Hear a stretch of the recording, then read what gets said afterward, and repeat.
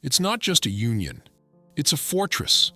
Police unions, an institution built to protect those who protect us. But what happens when that protection becomes a shield against accountability? What happens when that fortress doesn't just guard good officers, but bad ones too?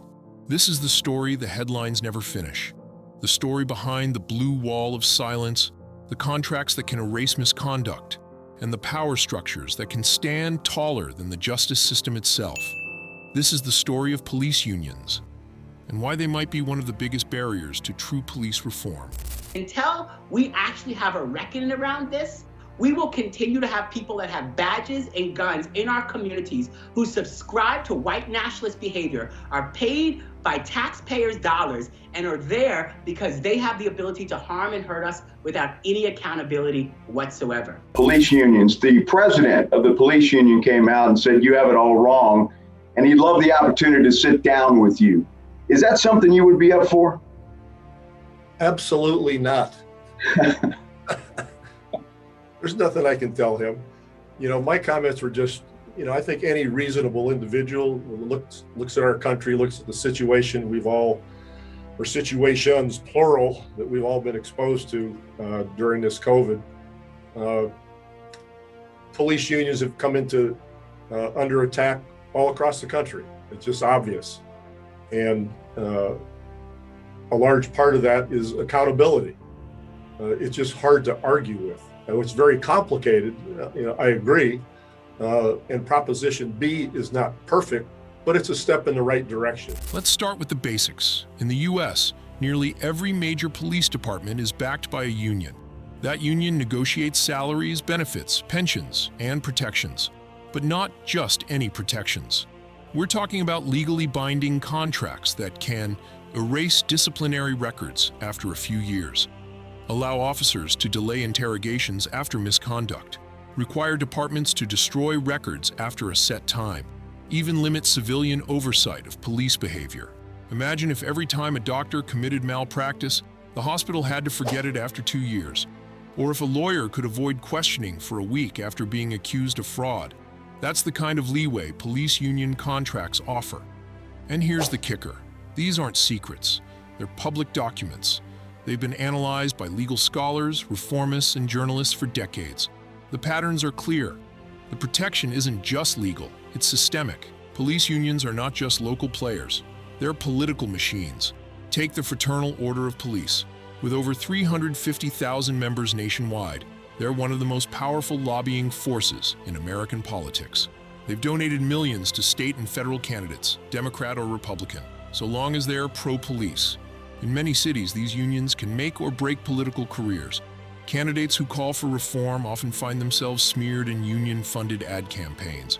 District attorneys who prosecute cops often face pressure, protests, or worse. No endorsements in the next election cycle. This political clout is why so many reforms get watered down, why body cameras are turned off, why civilian review boards get blocked, and why, even after George Floyd's death sparked a global movement, real reform has largely stalled.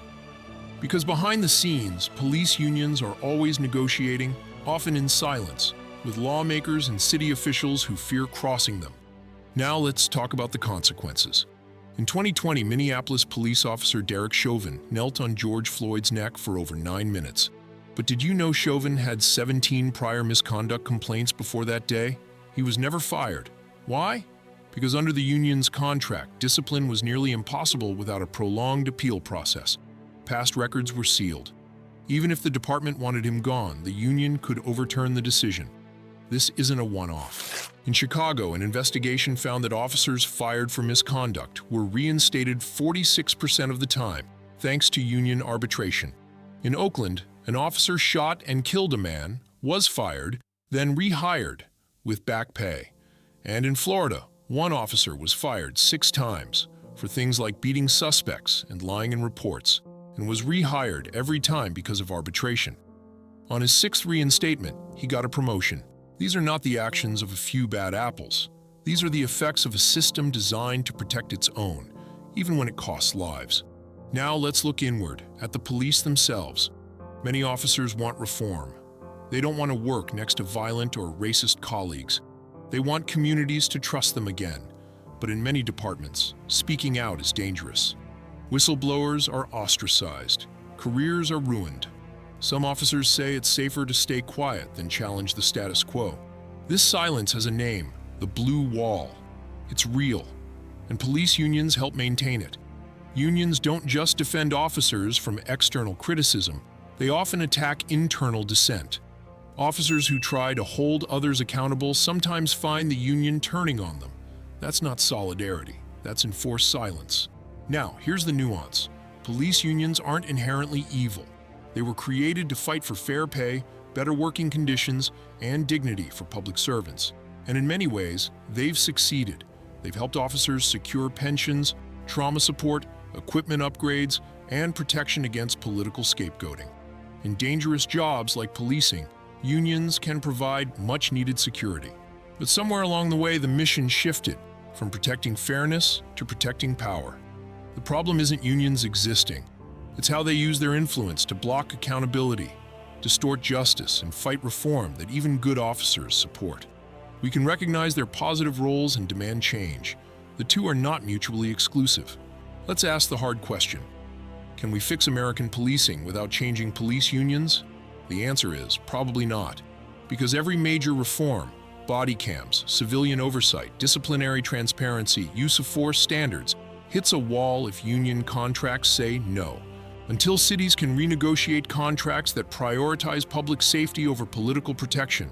Until arbitration processes are reformed so that fired officers stay fired.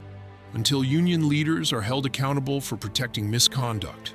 We will keep seeing the same tragedies, the same lawsuits, the same communities shattered by mistrust. Real reform must include labor reform. So, what can be done? Renegotiate contracts. Cities must review union contracts with public accountability in mind. These should not be secretive backroom deals. Reform arbitration. Independent panels should handle police misconduct cases, not union-friendly arbitrators. Transparency laws. States must allow the public to see police disciplinary records. Sunshine is the best disinfectant. Decouple politics. Endorsements and donations by unions to elected officials overseeing them should be limited or banned. Support whistleblowers. Officers who speak out should be protected, not punished. It's not about being anti-police. It's about being pro-justice. Police unions were meant to protect dignity, but when they start protecting impunity, they stop serving the public. We deserve a system where good officers are supported and bad officers are held accountable, where justice is not a negotiation, and where the people who swear to protect and serve actually can. Because real protection doesn't come from a shield. It comes from trust, and trust can't be negotiated behind closed doors.